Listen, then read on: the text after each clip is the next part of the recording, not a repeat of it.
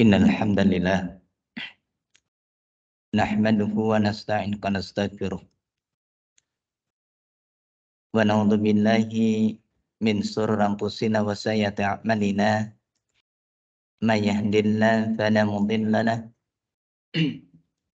wa may yudlil falan tajida lahu waliyyan mursyida. Asyhadu an la ilaha illallah wahdahu la syarika lah.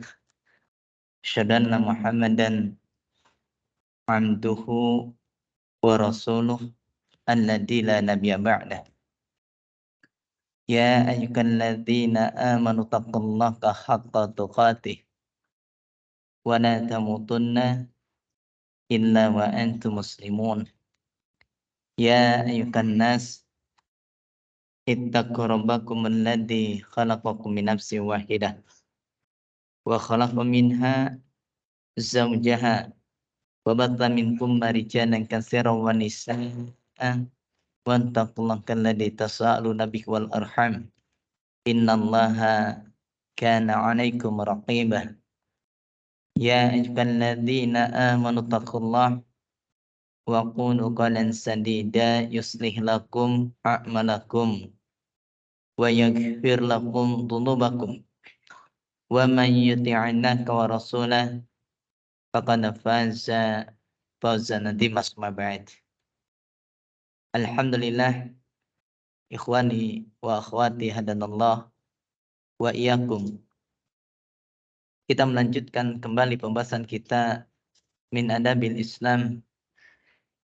Pada pertemuan yang lalu kita telah sampaikan tentang pentingnya kita memiliki adab. Pentingnya kita menjadi orang-orang yang memiliki adab. Bukan hanya sekedar menuntut ilmu, bukan hanya sekedar mencari ilmu, tapi lebih daripada itu, kita pun beradab. Dan kita pun menjadikan ilmu tersebut sebagai penghias bagi diri kita di dalam amalan-amalan kita. Ikhwan wa akhwat billah dan Allah iyyakum. Kemarin pun telah disampaikan tentang beberapa ucapan para ulama yang menunjukkan adab ini adalah perkara yang sangat penting. Adab ini adalah perkara yang sangat-sangat urgent. Betapa banyak orang yang dia memiliki ilmu tapi tidak memiliki adab. Maka sebagaimana kata para ulama dikatakan al-ilmu bila adab la yanfa'. Ilmu dengan tanpa adab itu tidak memberikan manfaat. Nah, kemarin pun telah disampaikan di antaranya adab itu secara garis besar. Itu dikatakan bahasanya al-adabu itu salah satu anwa'. Adab itu ada 3 macam. Pertama adalah adabun ma'allah subhanahu wa ta'ala. Adab bersama dengan Allah atau terhadap Allah subhanahu wa ta'ala. Lalu kemudian yang kedua dikatakan wa adabun ma'a Rasulillah sallallahu alaihi wasallam wa syar'ihi. Adab terhadap Rasulullah sallallahu alaihi wasallam dan syariatnya. Barulah kemudian yang ketiga wa adabun ma'al khalqi, dan adab terhadap makhluknya. Nah, pada pembahasan kita pada pertemuan yang sekarang ini kita akan membahas tentang al-adabu ma'allahi wa rasulih. Tentang adab kita terhadap Allah dan Rasulnya. Bagaimana adab kita sebagai seorang muslim terhadap Allah dan Rasulnya? Ini penting sekali. Ini perkara yang penting. Ya. Bagaimana adab kita terhadap Allah dan Rasulnya? Nah, untuk membahas tentang masalah ini, maka adab terhadap Allah dan Rasulnya ada adab secara umum, ada adab secara khusus. Ini adab secara umum. Bahasanya adab kita terhadap Allah dan Rasulnya, pertama, anna nuqaddima qalan ala qanillahi wa rasulihi sallallahu alaihi wasallam. Yang pertama, yang perlu kita ketahui, bahasanya adab kita terhadap Allah dan Rasulnya, yaitu hendaknya kita tidak mendahulukan ucapan seseorang di atas ucapan Allah dan Rasulnya. Ini yang pertama. Jadi kita dikatakan beradab terhadap Allah. Kita beradab terhadap Rasulullah Sallallahu Alaihi Wasallam, maka kita tidak boleh mendahulukan ucapan selain Allah dan Rasulnya dibandingkan dengan ucapan Allah dan Rasulnya. Jadi ketika ada ucapan, ada pendapat dari selain Allah dan Rasulnya, maka tidak boleh didahulukan. Tidak boleh kita kedepankan sebelum kita merujuk kepada Allah dan Rasulnya. Ini sebagaimana yang disampaikan oleh Allah Subhanahu wa taala di dalam surah Al-Hujurat ayat yang pertama. Bagaimana Allah Subhanahu wa taala mengatakan di dalam firman-Nya yang mulia, "Ya ayyuhalladzina amanu", wahai orang-orang yang beriman, "la tuqaddimu baina yadayillahi wa rasulih", janganlah kalian mendahulukan di hadapan Allah dan Rasulnya. Maksudnya mendahulukan ucapan orang lain dibandingkan dengan ucapan Allah dan Rasulnya. Jangan sampai kemudian ketika disampaikan, misalkan ini adalah firman Allah, ini adalah kata Rasulullah SAW, tapi kita lebih cenderung dengan ucapan manusia selain Allah dan Rasulnya. Ini yang kita tidak boleh. Berarti kita adalah orang yang tidak beradab kepada Allah dan Rasulnya. Kemudian Allah pun melanjutkan, wattaqullah, dan bertakwalah kalian kepada Allah. Innallaha sami'un alim. Sungguhnya Allah Subhanahu wa taala sami' alim. Allah yang Maha mendengar lagi Maha mengetahui. Nah, ketika menyampaikan tentang ayat yang mulia ini, qala Ibnu Abbasin, Abdullah bin Abbas beliau mengatakan, la taqulu khilafal kitabi was sunnah. Maka kata Abdullah bin Abbas, ini makna dari ayat yang mulia ini. Janganlah kalian mengatakan menyelisihi kitab dan sunnah. Jangan kalian mengatakan menyelisihi Al-Quran dan sunnah Rasulullah Sallallahu Alaihi Wasallam. Jadi ketika ada satu pendapat kita, maka menyelisih kitab dan sunnah, maka tinggalkan pendapat kita. Ketika ada pendapat orang lain, pendapat manusia yang menyelisih Allah dan Rasulnya, maka tinggalkan dia. Karena sungguhnya kita tidak boleh mendahulukan pendapat selain Allah dan Rasulnya di atas pendapat Allah dan Rasulnya. Lalu kemudian maqala Mujahid, dan Mujahid seorang tabi'in beliau berkata, la tabtatu ala rasulillahi bisyai'in hatta yaqdiyahullahu ala lisani. Beliau mengatakan, janganlah kalian meminta fatwa tentang suatu kepada Rasulullah sallallahu alaihi wasallam hatta yaqdiyahullahu ala lisanihi, sampai Allah Subhanahu wa taala memutuskan lewat lisannya. Jadi jangan sampai kita ini kemudian meminta fatwa tentang sesuatu padahal itu belum datang ketentuan dari Allah dan Rasulnya. Tunggu sampai Allah yang menetapkannya. Tunggu sampai ada datang keputusan dari Allah Subhanahu wa taala. Jadi nggak boleh kemudian kita ini tergesa-gesa untuk mengambil fatwa padahal Allah dan Rasulnya belum menyampaikan tentang fatwa tersebut. Nah, ini adab kita terhadap Allah dan Rasulnya. Ini adab secara umum. Begitu pula dikatakan bahasanya waqala Ibnu Zaid. Ibnu Zaid beliau berkata, la taqta'ul amra dunallaki wa rasulihi sallallahu alaihi wasallam. Kalimat beliau tuh ternyata sama dengan kalimat atau ucapan dari Al-Imam Sufyan Ats-Tsauri.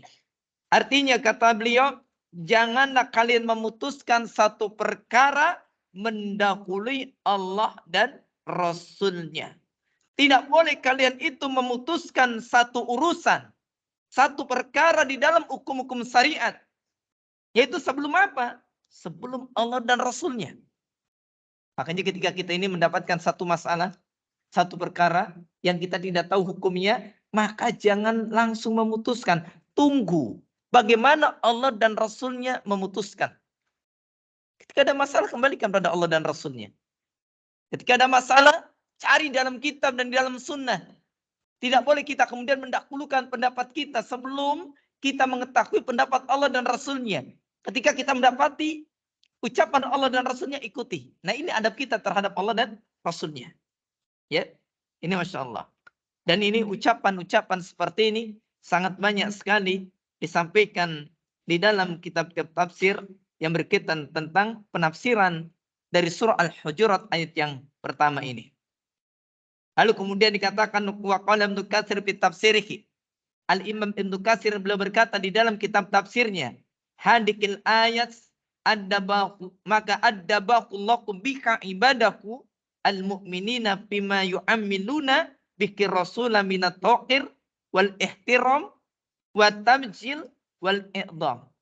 Maka beliau mengatakan bahasanya, kata Imam Ibnu Katsir, ayat-ayat ini, ayat-ayat yang disebutkan di dalam surah Al-Hujurat ini, Allah Subhanahu wa taala sedang mendidik para hambanya yang beriman, yaitu pada perkara ketika mereka bermuamalah dengan Rasulullah sallallahu alaihi wasallam berupa apa? Tauqir wal ihtiram, yaitu agar mereka itu kemudian memuliakan Rasul, menghormati Rasulullah sallam, wa tabjil wal i'dham, kemudian juga menghargai Rasul dan mengagungkan Rasulullah sallallahu alaihi wasallam. Jadi ketika kita bermuamalah dengan beliau, maka jangan sekali-kali kita mendahulukan pendapat orang lain bandingkan dengan Rasulullah sallallahu alaihi wasallam. Jadi nggak boleh kemudian kita ini kalau dalam masalah-masalah yang berkaitan dengan syariat, yang di sana ini adalah kewenangan Allah dan Rasul-Nya, kemudian kita mendahulukan pendapat orang lain. Ini tidak boleh. Ini perkara yang tidak boleh. Ini yang terlarang. Ya. Makanya Allah mengatakan la tuqaddimu baina yadayillah wa rasulih. Ai la tusari'u fil asya baina yadayki. Ai qablaku. Artinya janganlah kalian tergesa-gesa. Janganlah kalian cepat-cepat memutuskan sesuatu sebelum Allah memutuskan. Bahkan sebaliknya, kunu taba'an laku fi jami'il umur, maka sebaliknya jadilah kalian mengikuti Allah dan Rasul-Nya di dalam seluruh urusan-urusan. Urusan agama apa saja, tunggu dulu bagaimana keputusan Allah dan Rasul-Nya. Tentang apa? Apa saja yang berkaitan dengan syariat. Ya, kalau ada kemudian orang yang bertanya misalkan bagaimana hukumnya orang sholat ketika dia baru masuk ke dalam masjid. Maka kita nggak boleh mengatakan boleh atau tidak boleh kalau kita nggak tahu keputusan dari Allah dan Rasul-Nya. Lihat, apakah di dalam Quran ada perintah orang ketika datang masuk masjid kemudian sholat 2 rakaat. Kalau tidak didapati, maka coba lihat di dalam hadis Rasul. Adakah perintah orang ketika datang ke dalam masjid atau dia masuk ke dalam masjid kemudian dia melakukan sholat 2 rakaat? Ketika kita mendapati ada hadis yang mengatakan idza dakhala ahadukumul masjid fala yajlis hatta yarka' rak'atain, dan hadis ini sahih, maka kemudian kita mengamalkan hadis tersebut. Berarti ada syariatnya. Kita dianjurkan untuk sholat 2 rakaat ketika datang atau masuk ke dalam masjid Allah Subhanahu wa taala. Berarti kita tidak mendahulukan selain Allah dan Rasul-Nya dibandingkan dengan Allah dan Rasul-Nya. Begitu pula dikatakan waqala at-Tabari fi tafsirihi, dan telah berkata Imam at-Tabari rahimahullah taala di dalam kitab tafsirnya. Beliau mengatakan ayat ta'ajjalu bi qada'i amrin bi hurubikum aw dinikum qabla an yaqdi Allahu lakum fihi wa rasuluh. Maka beliau mengatakan maksud dari ayat yang mulia ini, janganlah kalian tergesa-gesa memutuskan satu perkara dalam urusan peperangan kalian ataupun urusan agama kalian. Berkaitan dengan perang, huruf, ataupun berkaitan dengan din, dengan agama, tunggu Allah dan Rasulnya. Jadi kalau kita mau menentukan perang atau tidak, maka lihat bagaimana keputusan Allah dan Rasulnya. Apakah ada perintah atau tidak ada. Lalu kemudian sebelum Allah dan Rasulnya menetapkan bagi kalian, maka fattaqdu bi khilafi amrilaki wa rasuliki sallallahu alaihi wasallam. Maka kemudian kalian pun menetapkan sesuatu menyelisih perintah Allah dan Rasulnya. Kalau kalian tergesa-gesa, hasilnya kalian malah akan menyelisih Allah dan Rasulnya. Itulah sebabnya di dalam urusan agama, kenapa kita tidak boleh tergesa-gesa. Lalu kemudian adab yang kedua yang berkaitan dengan adab umum terhadap Allah dan Rasulnya. Nanti kita akan bahas secara khusus adab terhadap Allah, kemudian juga adab terhadap Rasulullah Shallallahu Alaihi Wasallam. Kemudian yang kedua, bahasanya adab kita terhadap Allah dan Rasulnya secara umum adalah wa indal ikhtilaf na'udhu illa kitabillahi wa sunnati rasuliki sallallahu alaihi wasallam. Dan ketika terjadi ikhtilaf, ya, ketika terjadi ikhtilaf, perbedaan pendapat. Kayak sekarang ini kan banyak terjadi ikhtilaf terus ya, dikit-dikit ikhtilaf kita kadang ya banyak diantara yang masih bingung. Ini yang benar yang mana? Pendapat ini yang benar yang mana? Maka di sana dan ketika terjadi ikhtilaf, perbedaan pendapat, maka kita kembalikan kepada kitab dan sunnah, kepada kitab Allah, kepada sunnah Rasulnya. Ini sebagaimana firman Allah Subhanahu wa taala di dalam surah An-Nisa. Bagaimana Allah mengatakan pada ayat yang ke-59. Kata Allah Subhanahu wa taala, "Fa in tanazza'tum fi syai'." Maka jika kalian berselisih tentang suatu, farudduhu ilallahi wa rasul. Maka kembalikan oleh kalian perkara tersebut kepada Allah dan Rasulnya. In kuntum tu'minuna billahi wal yaumil akhir. Itu jika kalian benar-benar beriman pada Allah dan pada hari akhir. Dzalika khairu wa ahsanu ta'wila. Yang demikian itu lebih baik dan yang demikian itu adalah sebaik-baiknya akibat. Ketika kita mengembalikan urusan kita pada Allah dan Rasulnya, maka itulah yang terbaik. Dan nanti hasilnya, akhirnya, akibatnya, kesudahannya, itu adalah kesudahan yang ahsan. Kesudahan yang paling baik. Kenapa? Karena kita mengembalikan segala urusan pada siapa? Pada Allah dan Rasulnya. Bukan mengembalikan pada diri kita sendiri. Nah, secara umum begitulah adab kita terhadap Allah dan Rasulnya. Tidak boleh mendahulukan ya ucapan seorang dibandingkan Allah dan Rasulnya. Yang kedua, kalau terjadi ikhtilaf, maka kembalikan kepada Allah dan Rasulnya. Ini adab yang benar. Adapun secara khusus, bagaimana adab kita terhadap Allah dan Rasulnya? Yang pertama, adab kita terhadap Allah terlebih dahulu. Bagaimana adab kita terhadap Allah Subhanahu wa taala? Maka yang perlu kita ketahui secara khusus di antara adab kita terhadap Allah Subhanahu wa taala, pertama adalah syukru ni'amillahi Subhanahu wa taala. Kita dikatakan orang yang beradab kepada Allah jika kita ini bersyukur kepada Allah Subhanahu wa taala atas nikmat yang Allah berikan. Yaitu syukru ni'amillahi Subhanahu wa taala. Bersyukur terhadap nikmat-nikmat Allah Subhanahu wa taala. Ini adab kita yang benar. Jadi kalau kita ini pengen dikatakan orang yang beradab, banyaklah bersyukur kepada Allah Subhanahu wa taala. Kita datang duduk di sini di majelis ini. Ya. Kalau bukan karunia Allah, bagaimana mungkin kita bisa melangkahkan kaki menuju ya tempat ini, ikhwah. Lihat bagaimana Allah Subhanahu wa taala itu memberikan kita kenikmatan yang terkadang kita tidak memintanya. Makanya kan di antara penjelasan yang pernah Anda dapatkan di dalam kitab Fiqh al-Asma'il Husna, Di antara makna Allah itu adalah Al-Wahhab. Allah yang maha memberikan. Karena Allah itu memberikan sebelum diminta. Memberi sebelum diminta. Karena Allah selalu memberikan kita nikmat-nikmatnya sebelum kita meminta. Bayangkan, kalau setiap nikmat itu Allah berikan sesuai dengan permintaan kita. Kalau setiap pagi kita bangun tidur, kemudian kita lupa meminta kepada Allah, ya Allah, mudah-mudahan bangun pagi saya matanya bisa lihat, kakinya bisa berjalan, mulutnya bisa bicara, tangannya bisa bergerak. Kita lupa satu kali saja bilang. Begitu bangun tidur, lupa ngomong, mata kita bisa melihat. Akhirnya begitu bangun tidur, rapat. Ya, bayangkan kan? Bagaimana coba? Kalau seandainya seperti itu. Niscaya kita akan kerepotan. Tapi Allah tetap memberikan. Kita meminta atau tidak. Ketika kita ini kemudian mengharapkan pada Allah ataupun tidak. Setiap hari yang kita minta hanya rezeki yang berkaitan dengan harta. Kadang kesehatan kita nggak pernah meminta. Kadang hidayah kita tidak pernah meminta. Kadang ketika pagi hari kita diberikan kemudahan, kita tidak pernah meminta kemudahan kepada Allah. Ketika kita bangun pagi, pernahkah kita meminta kepada Allah Subhanahu wa taala agar pagi ini ya Allah izinkan aku untuk bisa beribadah kepadamu. Jarang kita meminta kepada Allah Subhanahu wa taala.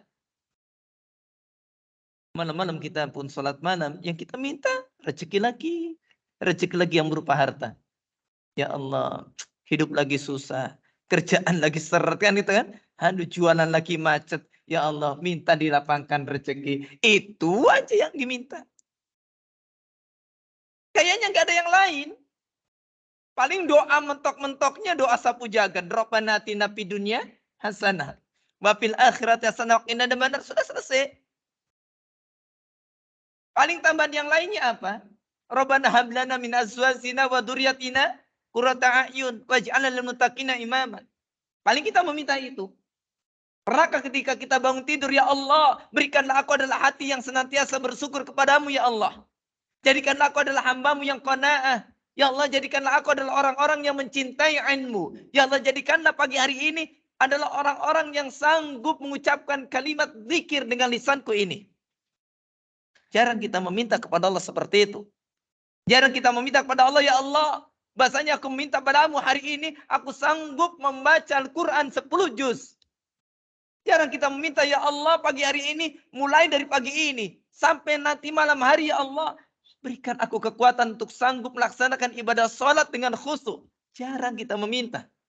Selalu yang kita minta adalah rezeki maning.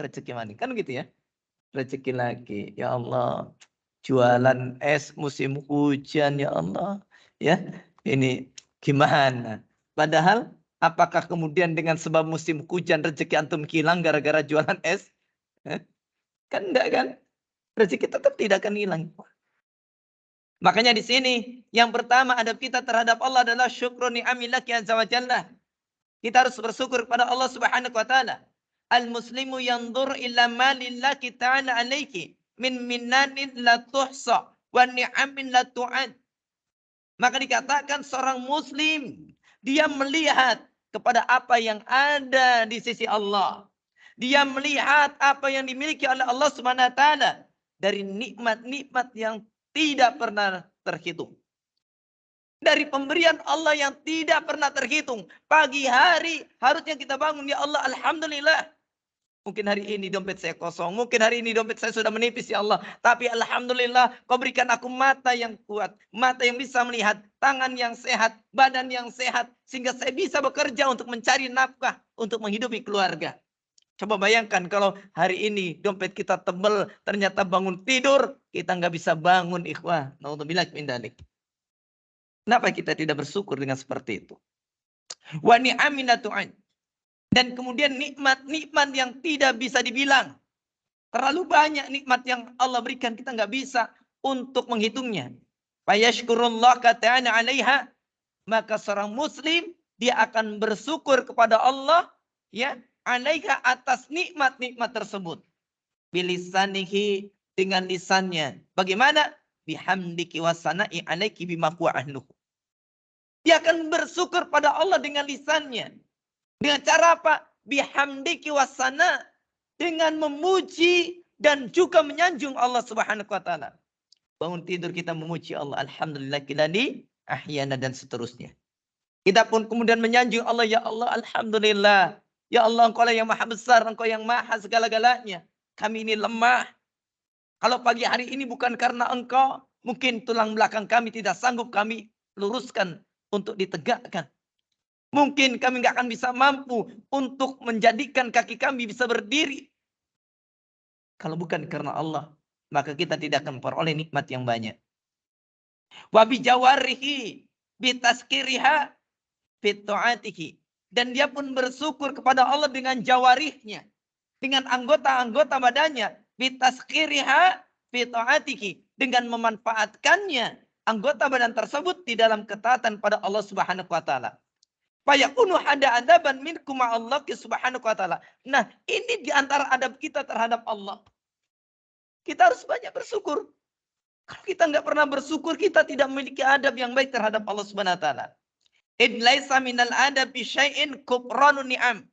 Karena bukan termasuk adab terhadap sesuatu dengan cara mengkufuri nikmat.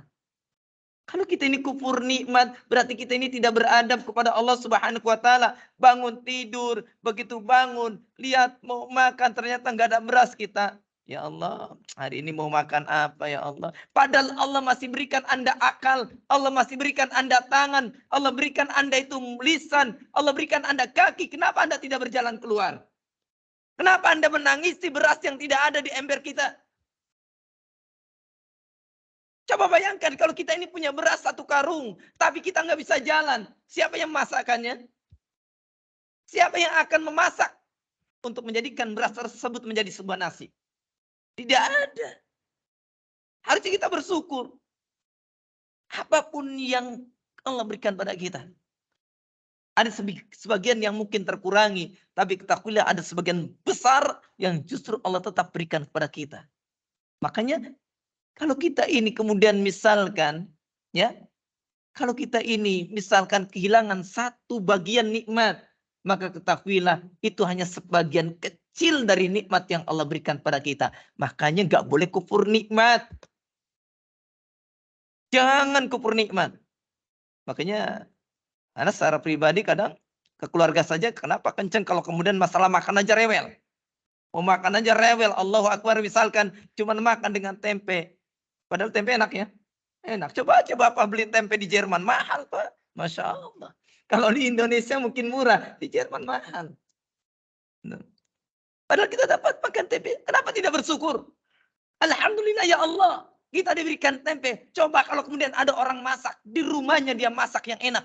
Masak iga bakar. Masak kemudian rendang sapi. Dia masak empal gentong. Tapi ternyata tenggorokannya sakit. Bisakah dia makan?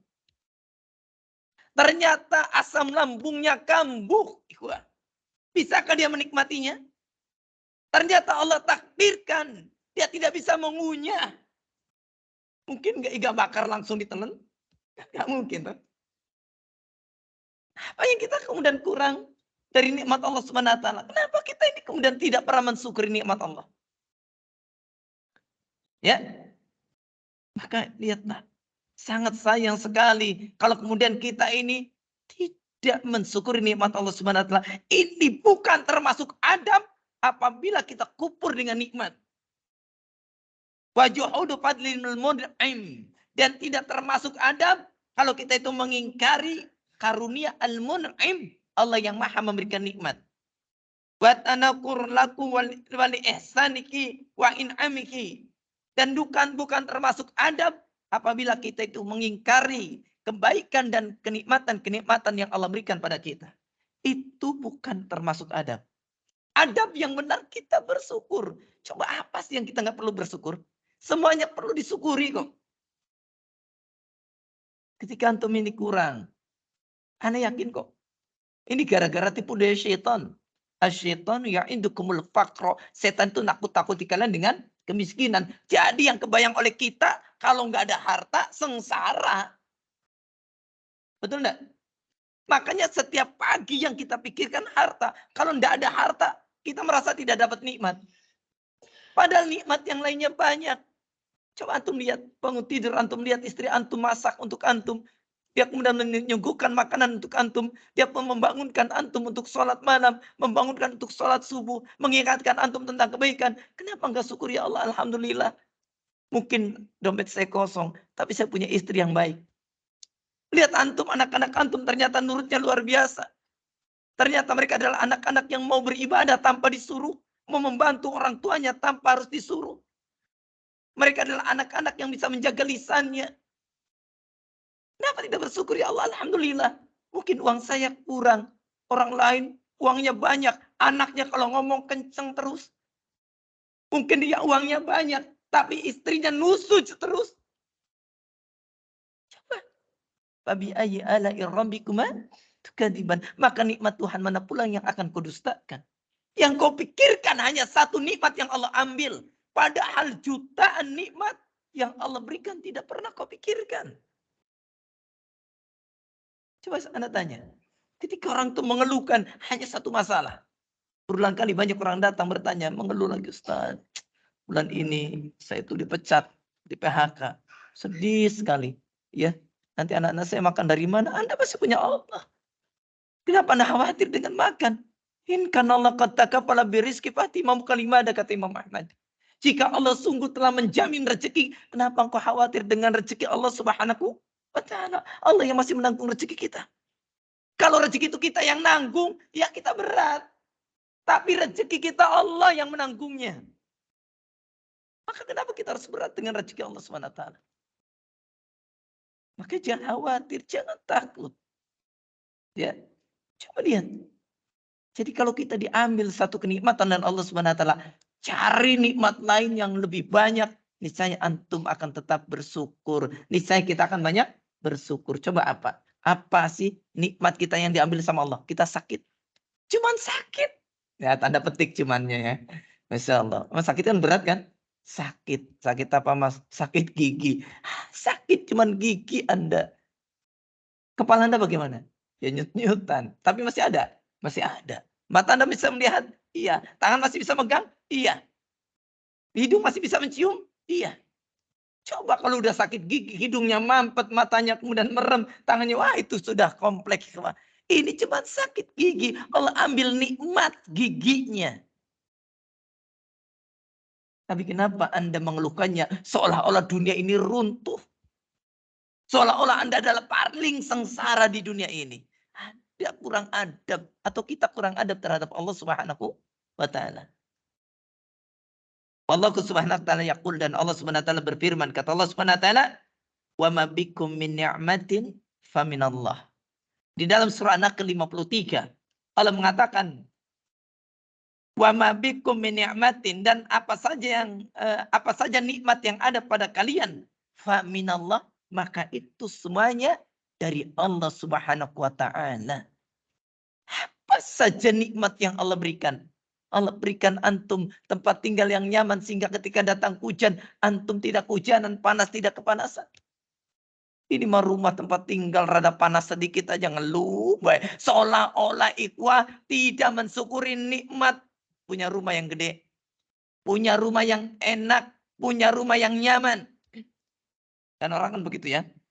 Hampir rata-rata orang Cirebon itu kalau bicara begitu Pak.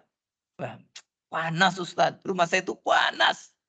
Rumah saya panas. Cuman serumah panas-panasnya. Itu tuh sebenarnya bukan panas, baru anget. Ya, kalau panas sampai melepuh kita kan. Cuman bikin keringetan saja kita ini.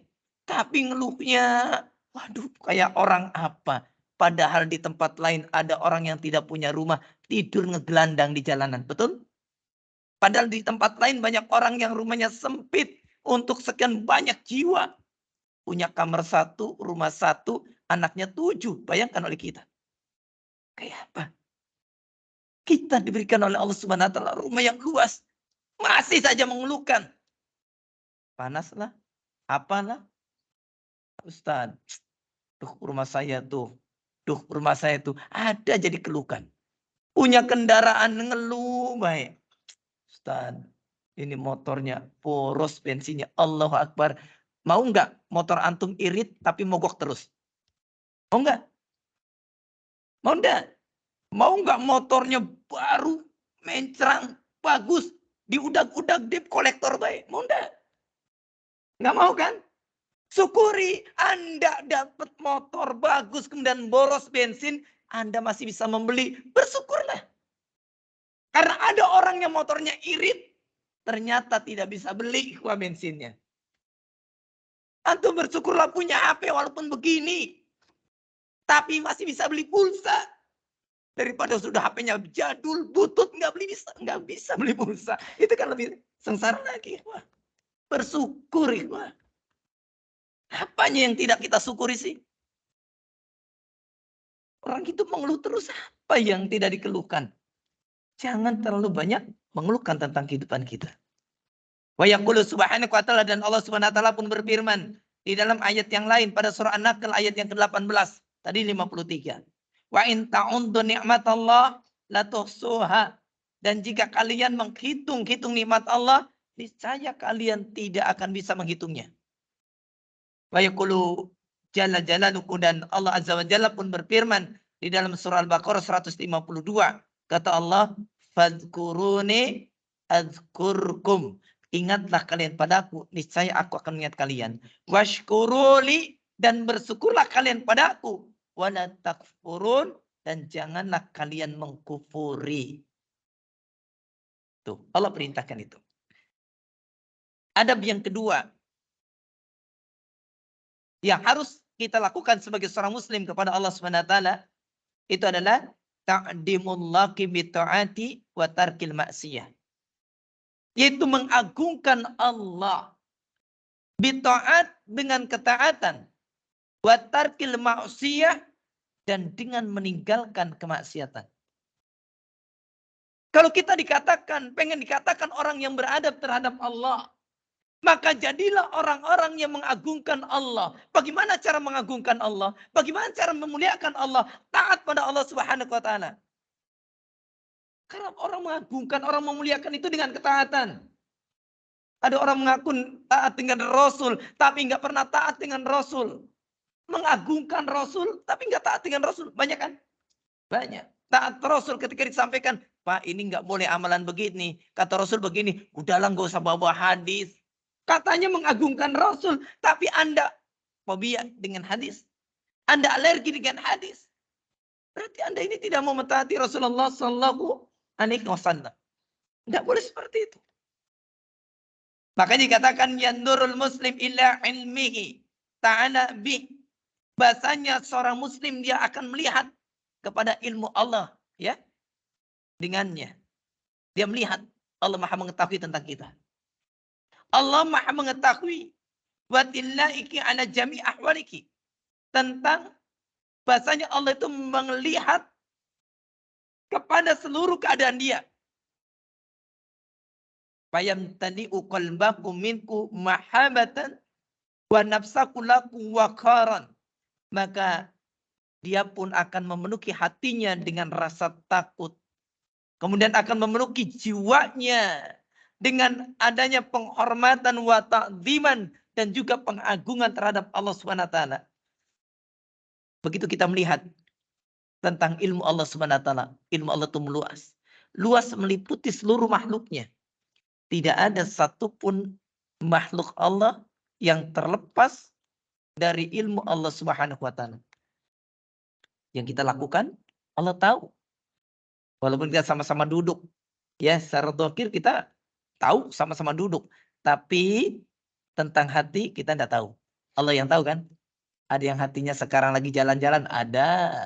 Ada yang hatinya sekarang lagi kemudian memang menghadap sambil ya memperhatikan materi, ada. Ada yang hatinya sekarang itu barangkali sedang ngelamun, ada. Ada yang hatinya kemudian lagi mikirin besok makan apa, ada. Ada yang mikirkan kemudian yang lainnya, ada, ikhwan. Siapa yang tahu? Allah Subhanahu wa taala. Karena dia tahu, maka timbul adanya rasa takut. Kenapa? Karena Allah tahu segala rahasia kita. Allah tahu apa saja yang kita tampakkan atau Allah yang kita sembunyikan. Allah tahu bahasanya kita ini melakukan apapun, walaupun dengan sembunyi-sembunyi ataupun terang-terangan, Allah akan tahu. Maka timbul rasa takut kepada Allah. Timbul adanya penghormatan, pemuliaan terhadap Allah. Dan juga pengagungan kepada Allah SWT. Kemudian dikatakan fayakhjanu min maksiatihi, maka dia menjadi malu dari bermaksiat kepada Allah Subhanahu wa taala. Malu kalau dia bermaksiat kepada Allah. Begitu dia tahu Allah Maha mengetahui, malu dia. Ya, pertama Allah berikan nikmat. Kedua Allah Maha melihat. Malu kan? Kita bermaksiat, kita mengambil nikmat Allah, tapi kita memaksiati Allah Subhanahu wa taala. Wa yastahyi min mukhalafatihi, dan dia pun akan merasa malu dari menyelisih Allah Subhanahu wa taala, menyelisih perintahnya. Wal khuruj an taatihi, dan dia merasa malu dari keluar dari ketaatan kepada Allah Subhanahu wa taala.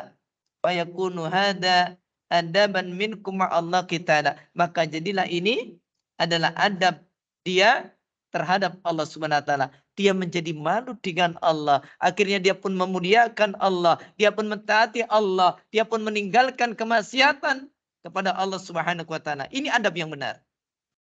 Id laisa minal adab bisya'in an yujakiral abdu sayyidaku bil ma'asi.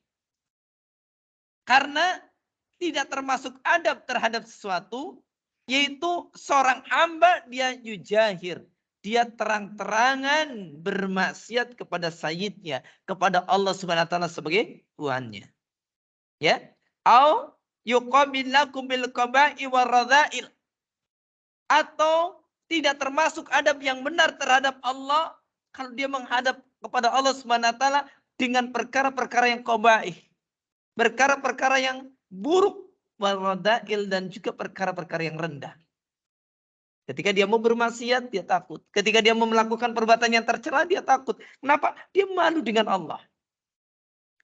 Ya, dan ini bahwa yashhadu wa yandur ilaih, sedangkan dia Allah Subhanahu wa taala menyaksikan dan melihat kepada dia. Ini sebagaimana kata Allah di dalam surah Nahl ayat yang ke-19, Allah mengatakan ya'lamu ma tusirruna wa ma tu'linun. Dan dia Allah Subhanahu wa taala mengetahui apa yang kalian sembunyikan dan apa yang kalian terang-terangan. Kemudian adab terhadap Allah yang ketiga, yaitu adalah at-tawakkul 'ala Allah azza wa jalla. Bertawakal kepada Allah Subhanahu wa taala. Jadilah kita orang-orang yang senantiasa bertawakal kepada Allah Subhanahu wa taala. Kita menjadi orang yang bertawakal kepada Allah. Menyandarkan segala sesuatunya kepada Allah Subhanahu wa taala. Maka di sini pun dikatakan yandurul muslim ilaiki ta'ala wa qad qadara alaiki. Bahasanya seorang muslim dia akan melihat kepada Allah Subhanahu wa taala dan sungguh Allah telah menetapkan atasnya wa akhadha binasiyatihi, dan Allah yang memegang ubun-ubunnya. Allah yang memegang ubun-ubun kita. Allah yang telah menetapkan takdir kita. Allah Subhanahu wa taala yang telah memberikan ketetapan-ketetapannya untuk kita semuanya. Wa annahu la mafirra laku wa la mahraba wa la manja wa la malja'a minku ila ilaiki. Dan sesungguhnya seorang muslim mengetahui tidak ada mafir, tidak ada tempat untuk lari dari Allah. Wala mahram, tidak ada tempat atau jalan keluar. Tidak ada tempat manja, tidak ada tempat keselamatan dan manja, tempat untuk berlindung kecuali kepada Allah Subhanahu wa taala. Kalau ada masalah dia tahu tempat kembali kita adalah Allah. Ketika kita ini kemudian diliputi rasa takut, kita tahu tempat perlindungan terbaik adalah Allah Subhanahu wa taala. Dan ketika kita ini kemudian ketika menghadapi banyak masalah, tidak ada tempat lari kecuali hanya kepada Allah Subhanahu wa taala. Kita mengadukan semua masalah kita. Fayafiru ilaiki ta'ala, maka dia pun kemudian lari kepada Allah Subhanahu wa taala. Lari kepada Allah bukan menjauh tapi mendekat kepada Allah Subhanahu wa taala. Wa yatraku baina yadaiki, dan dia melemparkan dirinya kepada Allah di hadapan Allah Subhanahu wa taala. Dia tersungkur jatuh bersujud kepada Allah. Dia meminta belas kasihan kepada Allah Subhanahu wa taala. Wa yufawwidu amrahu ilaik, dan dia pun kemudian menyerahkan urusan kepada Allah Subhanahu wa taala. Wa yatawakkalu alaik, dia pun kemudian bertawakal kepada Allah Subhanahu wa taala. Fa yakunu hada adaban minkum ma'ar rabbiki wa khaliqhi. Maka jadilah ini termasuk adab dia. Adab seorang mukmin terhadap Allah Subhanahu wa taala sebagai Rabb dan juga sebagai Khaliknya. Nah, itu diantara yang disampaikan di dalam masalah ini. Insya Allah akan kita lanjutkan pada pertemuan yang akan datang karena waktunya sudah habis. Semoga bermanfaat khususnya bagi Anda yang menyampaikan dan umumnya bagi yang hadir dan mendengarkan. Syukran. Jazakumullah khairan. Wallahu a'lam bishawab. Subhanakallahumma bihamdika asyhadu an la ilaha illa anta astaghfiruka wa atubu ilaik. Akhiru da'wana alhamdulillahi rabbil alamin. Assalamualaikum warahmatullahi wabarakatuh.